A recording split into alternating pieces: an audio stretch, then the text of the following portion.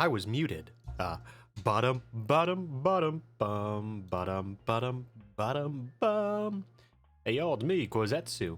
I'm back. And I've learned some things recently. One of which is that I might be a bit of an idiot and possibly misjudged the date of when the 20th was in my favor. So I've got an extra day. I thought it was due. I thought this thing's deadline was today, but it's tomorrow, which is pretty nice because that means I can actually just, you know, have one more extra day to finish things up and make it look nice and pretty. But first, I kind of want to play a game of Mahjong and warm my brain up a bit. I don't care about your dialogue, small child. I would like to play Mahjong, a game I am very much only okay at. But, if I win these, I can get money, which I can use to buy gifts, which I can sell to buy dust, which I can sell to buy tickets, which I can use to purchase an item that might be a character. Very vaguely. Ugh. This is very much a soup hand. Yeah. Yeah.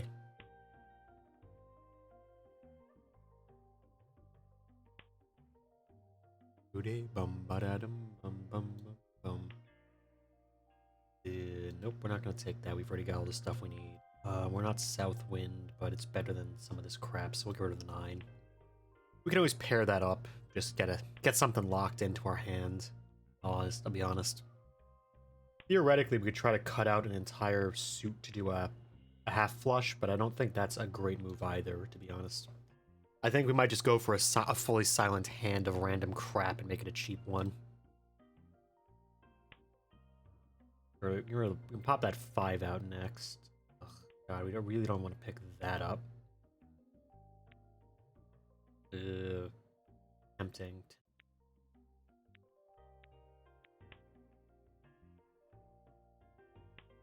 I'd say we could try to go for pairs, but this is just really a lot of pair waiting. Can't use that. Oh.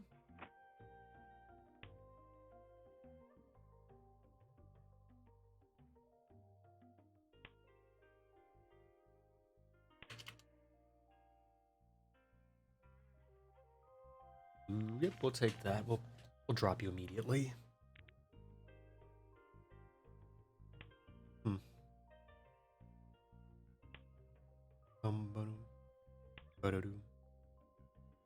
Yeah, we don't need that. Game always tries to tempt you and saying like, "Hey, make a call, pick up a copy of a thing you already have." So you have to discard a duplicate copy that you've already got in hand, which we don't want to do because it's actually very bad for us. Very bad indeed. Ugh. I guess it's better than holding onto this wind. Although we could have kept that as a secret safe discard for later. We could have tried going for all pairs, but I think we would have been a little off because we'd have had 1, 2 more pairs, and then it would have been a lot. God, I love this little sound. Gives me an amount of joy. See, this is where the devil in my brain says to me, "Koi, if you just ballsily kept random ass cards, you'd have had a winning hand down." It's like, yeah, I could have, but then my hand would have sucked ass, and nothing I had would have done anything for each other. Which would have been bad. Ugh. These waits are kind of miserable. Waiting on either a 9 or the South Wind. Stop giving me that.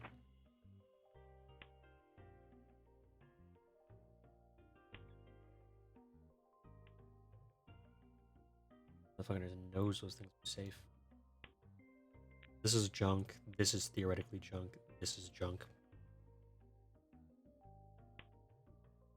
We just need one more thing, either here, kind of just here exactly, because this is also just fucking filler. Ugh. I think we've actually sculpted our hand into a pretty terrible pile of tiles at the moment.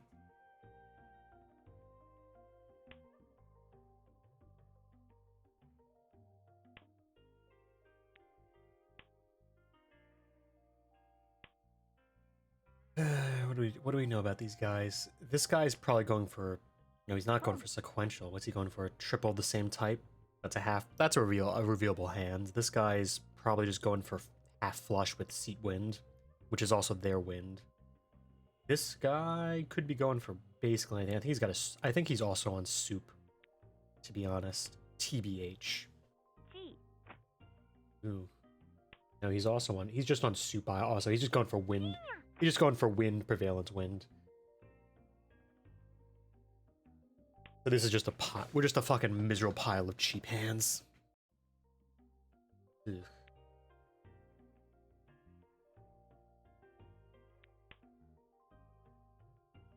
Maybe we'll just fucking fold. Maybe we'll just fold here. Try not to lose. I know my luck they'll sumo on us and we'll just lose that. We'll lose all our points anyway.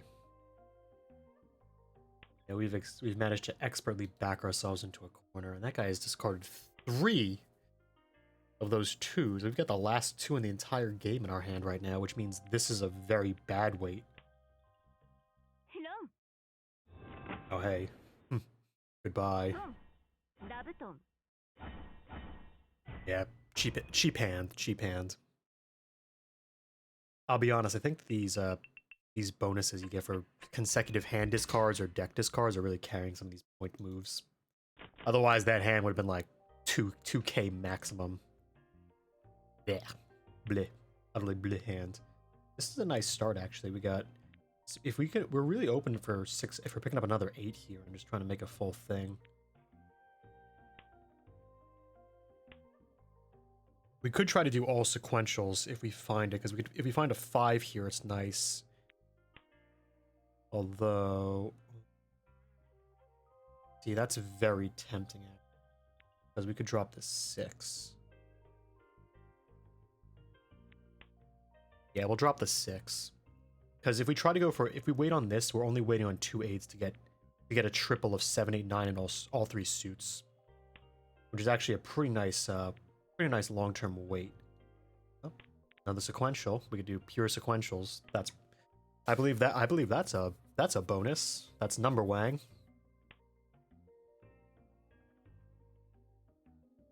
If we also find nope, don't take that. Don't drop on that bait either.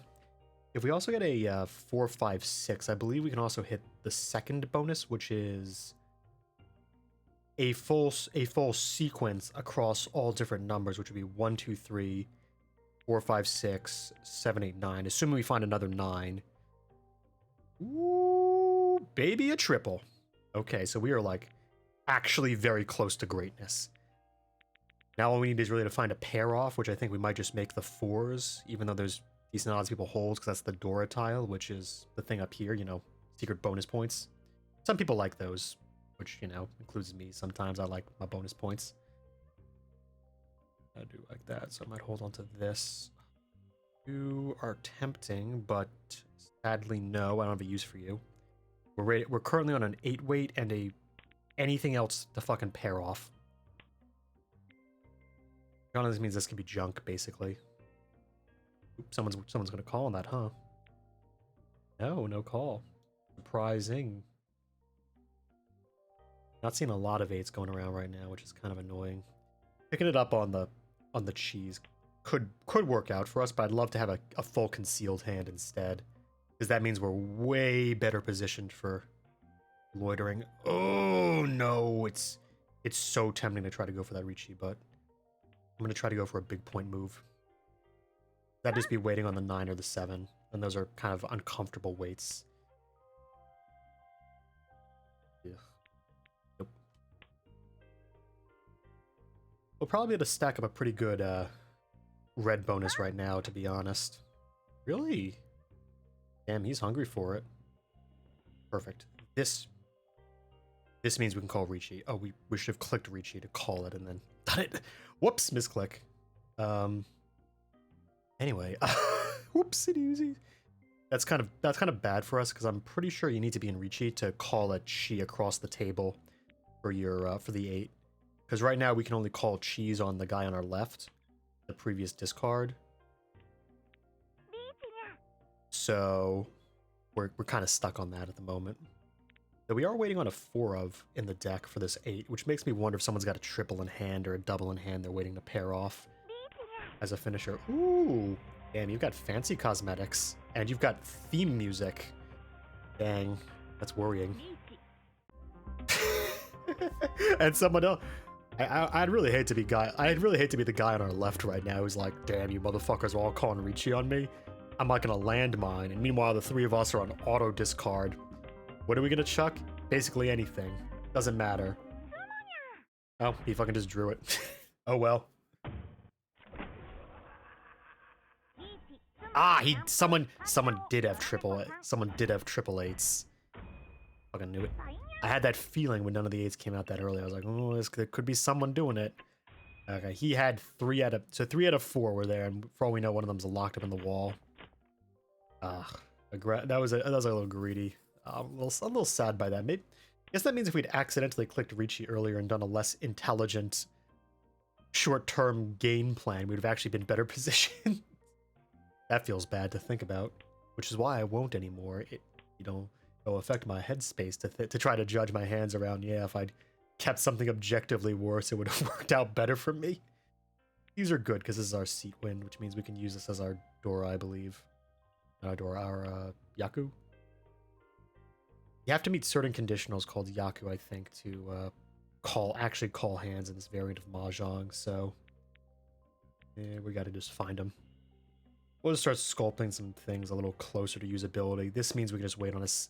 If we get a 5 or a 6, we can just close this set of 3 off. Ooh. I guess we're gonna have to start picking a child to get rid of. Let's take this just to have a sequential, and we're gonna make this a 5 weight for just the trips. We're not gonna wait for a sequential. I'm pretty sure we actually need to narrow this down 1 more because. Ew.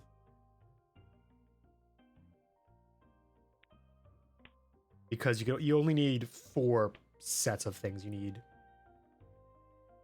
need 4 3 tile combos and 1 2 tile combo, and we currently have 1 2 3 4 5 things.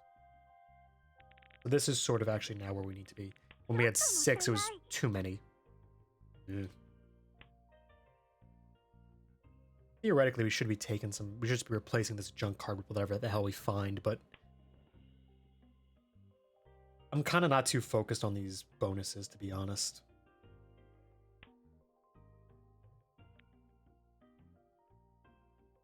We're kind of out of bamboo, to be honest. I don't think we really need it for anything anymore. It could be useful for something, but I just don't feel it. It also feels like everyone else is getting out of it, which is very concerning. And we're on another weight here. 1 2 3 4 5. Oh, we're actually very close to doing a pure pair weight, to be honest. Never mind. Never mind. He just found all the cards he needed.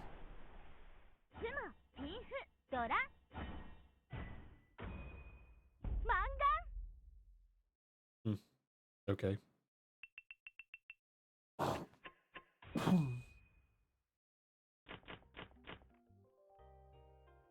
Well, ignore what I said. It doesn't matter.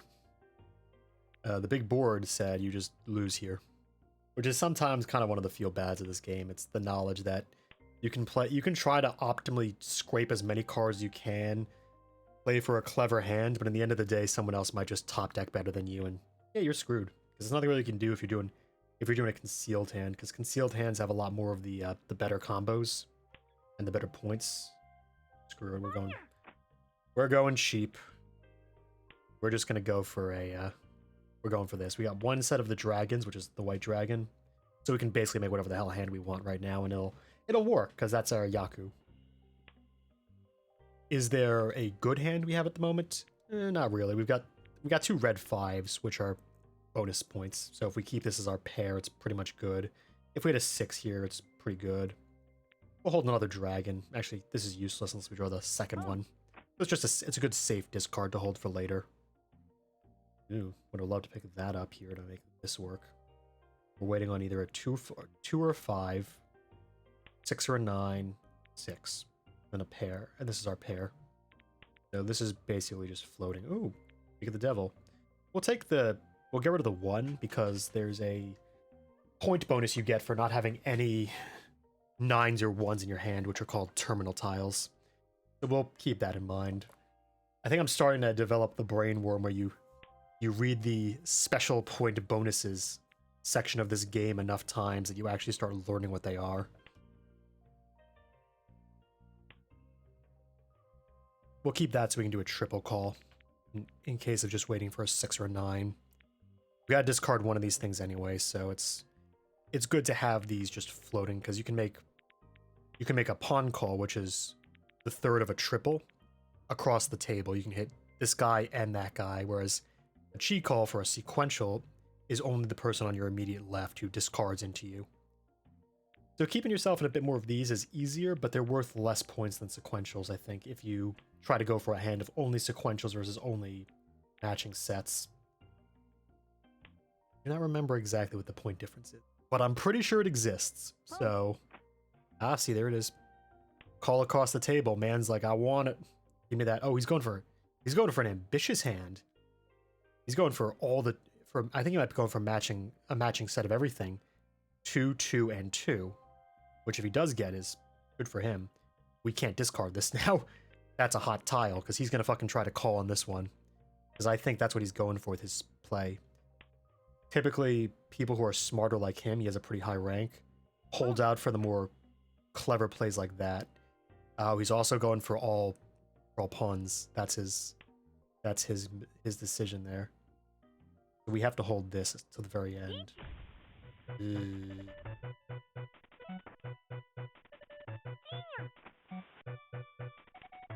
What the hell is this? What is this pixel art music? 8-bit motherfucker? Anyway, we're waiting on a 5 or something here. The red 5's actually useless. There's no more left in the deck. There's no more bamboo 5s left. And now we're in a rough position. We're waiting on either a 3 or a 5 or another 2, which we're never going to fucking find another 2.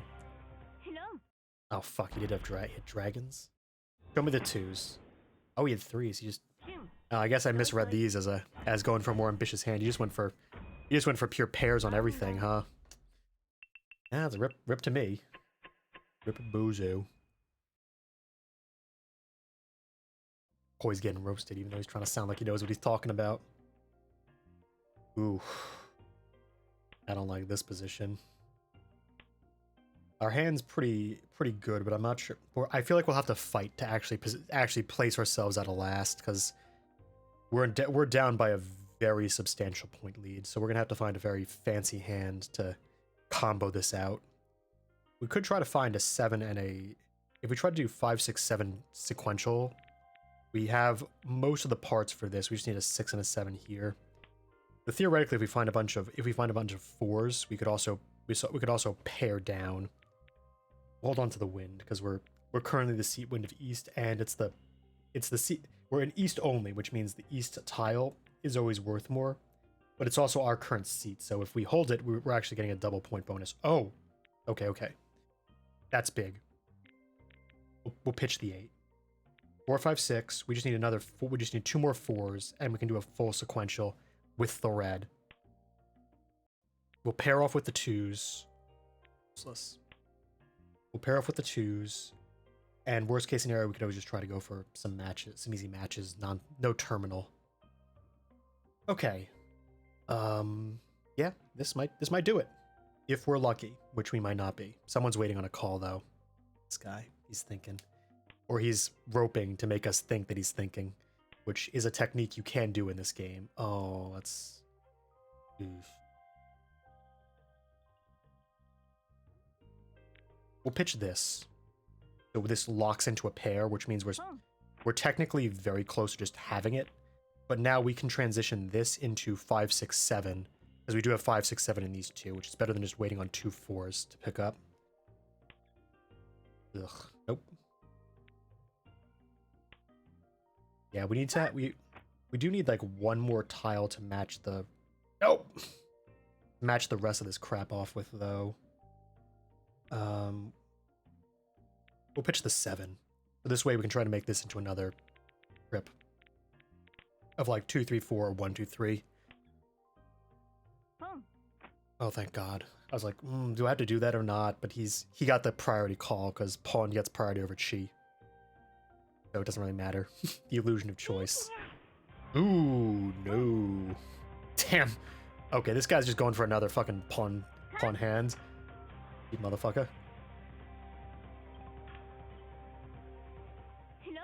Oh, wow. Well, we just don't do it. We didn't get there. Oh, he also had the 4s we were looking for. Oof. That was very unfortunate. That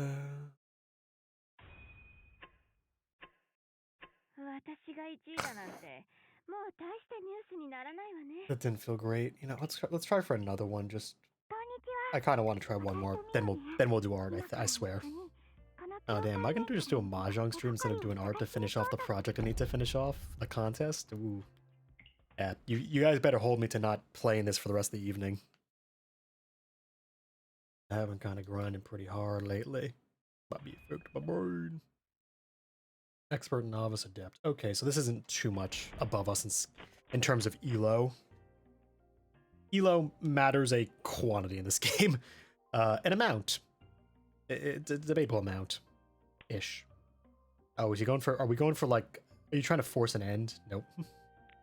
Fun fact, if everyone discards the same win tile in the first turn, you can just force a game reset. Which is sort of why there's an optimal play to not discard them on the first turn. You just hold on to your wins to the second turn so you can make sure you don't, like, accidentally play into it. Which is very niche, but I've seen it happen once, so, you know, it matters. Like a lot of things in this game. It's all the weird micro plays that matter the most. Ugh. If we can pitch this 1, if we pick up a 4 and a 2, get another triple match. We don't want that. It's not our wind, so it's just, the winds are just a big reveal of your hand for nothing, really. We'll just hold these on to as our pair, to be honest. And now we could just do this. Find a 2. We have to find a 2 and a 3 to make that work. So it's either 2, or if it's a 2 and a 4. Nope. I'll pitch that. Might as well hold on to East Winds. They're pretty good. And I haven't seen any get discarded yet, which means someone's waiting on them. And if we hold on to this long enough, we can make them bail on it. Jeez, that guy... Was that guy in a sequential for that and just bailed out? Yeah, possibly. He might have just abandoned this pair wait for something else. Anyway, if we get a 2, we're good. 2-4, or 1-2. We can set up a triple match. Stop giving me those tiles. They're very tempting, but they don't work. Nah, we don't need that. This is kind of just dead weight at the moment. This is very dangerous. Because everyone wants the East to get their Yaku and their point bonus, especially this guy, whatever they're doing. We might just have to go for a bunch of silent waits on sequentials. Stop! Are you getting out of characters? Like, I'm worried about that now. Like, very concerned that this man has dropped so many character tiles. Like, he might be going for, I think, a pure flush, which means only one suit of tile, which means he's going for... Is he scooping? I think this guy might be scooping it up. Also, that was an excellent pickup. Because now we're on a pure 2 weight here. Ugh. Speak of the devil, and he shall come. Now we just need one more. We need either a green or an east or a south, and we're completely good on this triple weight. We're basically there. We're just waiting to pick up tiles, which is the most aggravating part of this game sometimes. The knowledge, no matter what you do, you're gonna have to just deal into something. Oh my god, this east. We're never gonna see this east. Someone's either got a full triple, or it's something. It's hiding. There's something dangerous going on with these east tiles. I can tell you in my bones. I'm pretty sure the green's a safe discard if we have to resort to it, but starting to look at these tile piles over here, and they're a little sketchy. This guy's probably in balls. Ooh. Perfect. Double weight. Pretty good amounts of each of these in.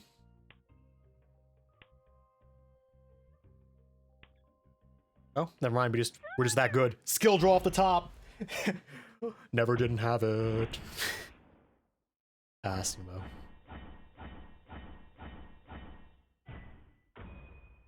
Yeah, 12k. I feel smart having done that. Now we have a decent lead, which means we can flub at least 1 or 2 hands in the middle now. Like this one, which we could try to flub by going for a pure pair weight with 3 starting pairs and not being close enough by any margin. Yeah, we're not doing that. That is a bad idea. That is certifiably not a pro gamer move. We're just going to pick up a random pile of cards and maybe go for green dragons and our wind. If we can pick up another west. And maybe try to use this, because that's the Dora tile, which means we get point bonuses for using it and stuff with things. We'll pitch you. 1, 2, 3. 4, 5, 6. Get a nice little sequential going. Sorry, little one. We're just going to pitch you. Now we've got actually just a wait here and a wait here. We're good. We're actually we've made a very quick hand. And we'll pitch this. Purely because the red 5 is better than the normal 5. It's just worth more points, which is good. Good for us. We like that. We take that here. And now we're on an open-ended wait for 4 or 7, which neither of which have been discarded. So we're sitting pretty. How's y'all days been going, chat? How you been doing? You been enjoying life, breathing air, wondering about how you're gonna get there? It's gonna be wonderful.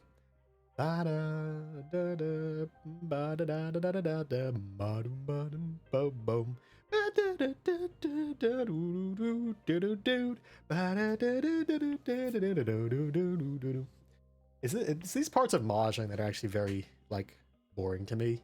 It's when it's like, yeah, I've made Ricci. What am I going to do? I'm going to, like an idiot, discard every single tile I find until someone either discards one of the 2 I need, or it appears randomly in my hand. And you're just basically machine locked into doing this. So you can just, like, completely kill yourself by accidentally discarding the wrong tile like a robot.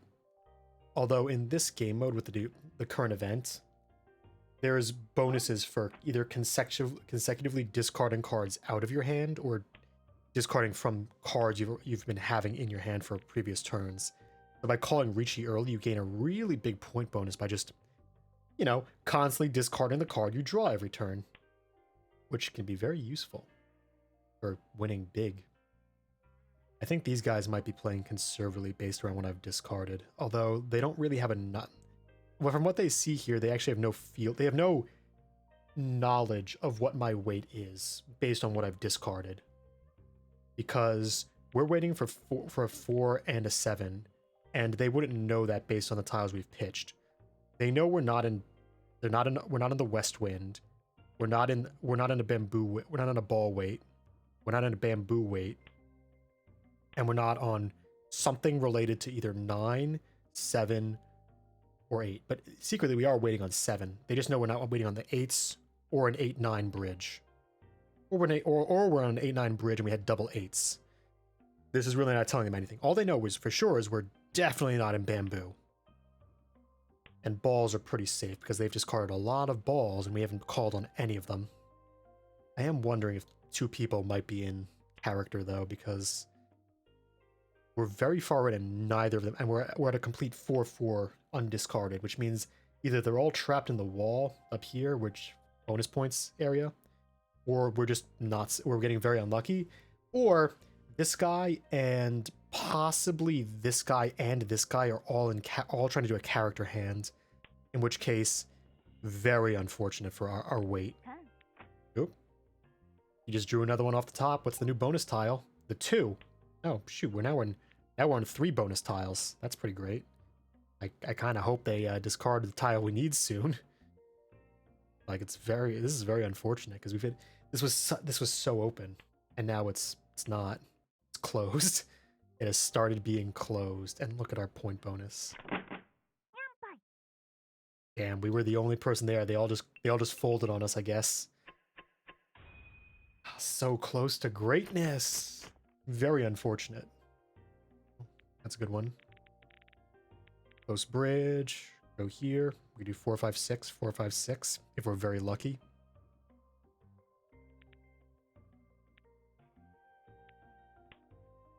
There's a temptation to just take the dead cards in my hand and just dump them out, but kind of don't want to.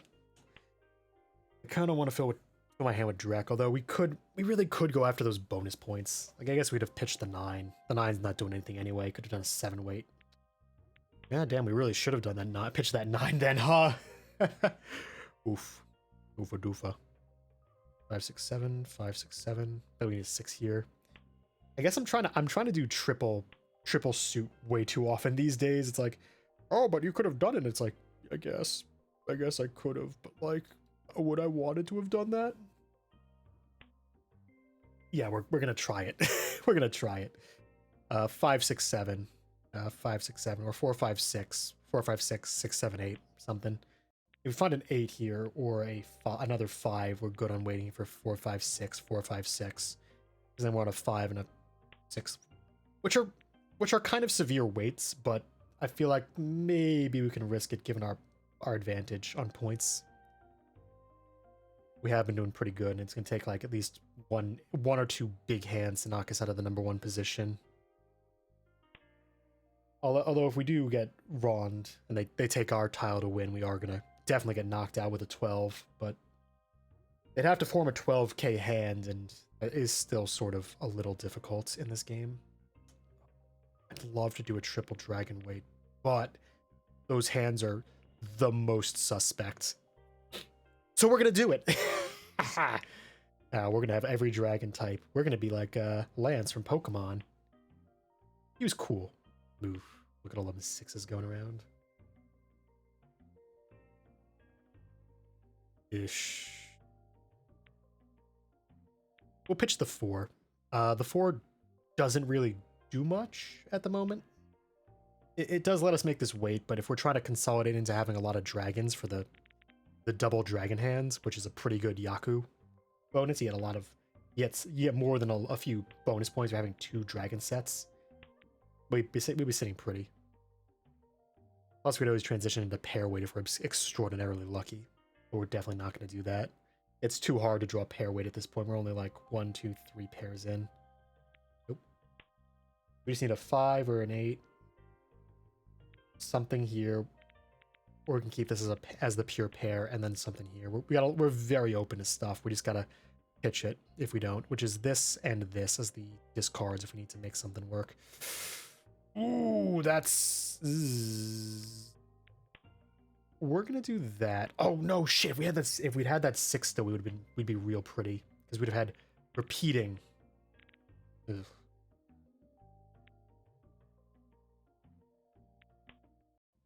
Damn. Okay, we're gonna go this way. We're bailing out of these, which I think people have already been getting the read on, given the amount we've discarded in them. But boom. Oh right, we're in fur tank because we can't call on this because we've discarded one already. Whoops. We're gonna have to find something to do with these quickly. We're gonna be in a real rough, real sticky wicket.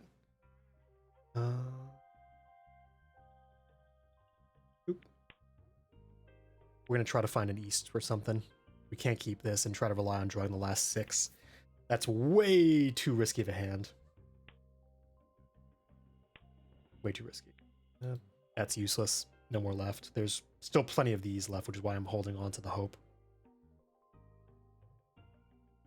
Or if someone discards a green dragon, we're pretty good, because then we can just try to wait for a 7 or an east. Nope. Nope, nope, nope. Nope. They definitely know. They definitely think we're definitely doing something without characters though. Oh, oh baby. Okay, that's huge.